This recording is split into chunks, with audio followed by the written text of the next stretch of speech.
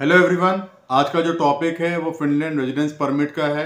Finland एक European country है, Shenzhen area में आती है और रेजिडेंस परमिट अप्लाई करने के लिए इनकम रिक्वायरमेंट को फिनलैंड ने बढ़ाया है 1 नवंबर 2024 से। अगर आप स्टूडेंट हैं या आप स्टार्टअप वीज़ा के लिए अप्लाई करना चाहते हैं या आप रिसर्च के लिए अप्लाई करना चाहते हैं रेजिडेंस परमिट, तो इन कैटेगरीज में इनकम रिक्वायरमेंट को बढ़ाया गया है।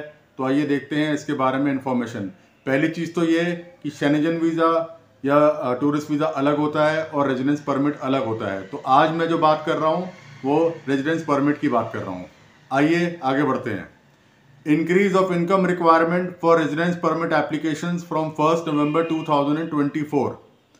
Following category of residence permit will require increased income requirements. First, resident permit for person with a degree or qualification completed in Finland. Residence permit on the basis of research completed in Finland. Residence permit for startup entrepreneurs. Residence permit for researchers. This income threshold presented is not applicable to the residence permit for an employed person.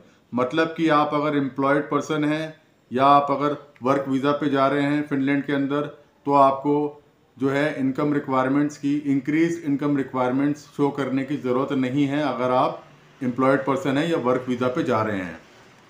What is income threshold? A residence permit can be issued only if the applicant has sufficient financial resources for living in Finland.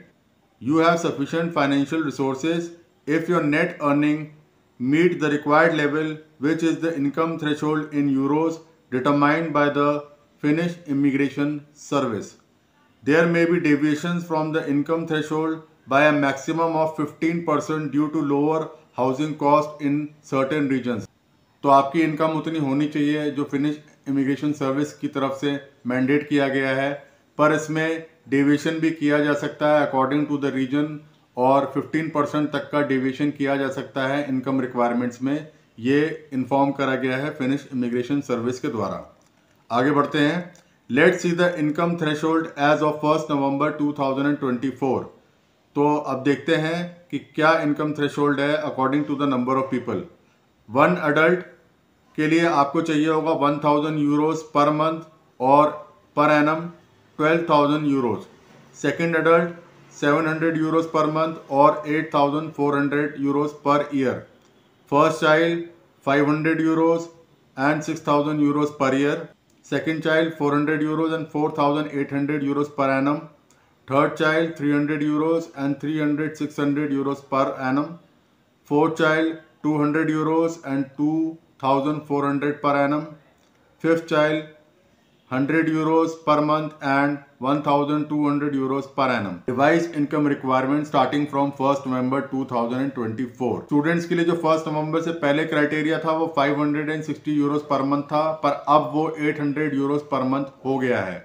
तो अगर आप finish residence permit apply करने जा रहे हैं in future या apply कर रहे हैं, तो आपको इन चीज़ों का ध्यान रखना है बिकॉज ये एप्लीकेबल हो चुका है न्यू इनकम रिक्वायरमेंट्स। और इसके बारे में अगर आप अप्लाई कर रहे हैं, एप्लीकेशन के बारे में कोई आपकी क्वेरी है, आप मेरे से पूछ सकते हैं कि कितनी आपको इनकम रिक्वायरमेंट चाहिए।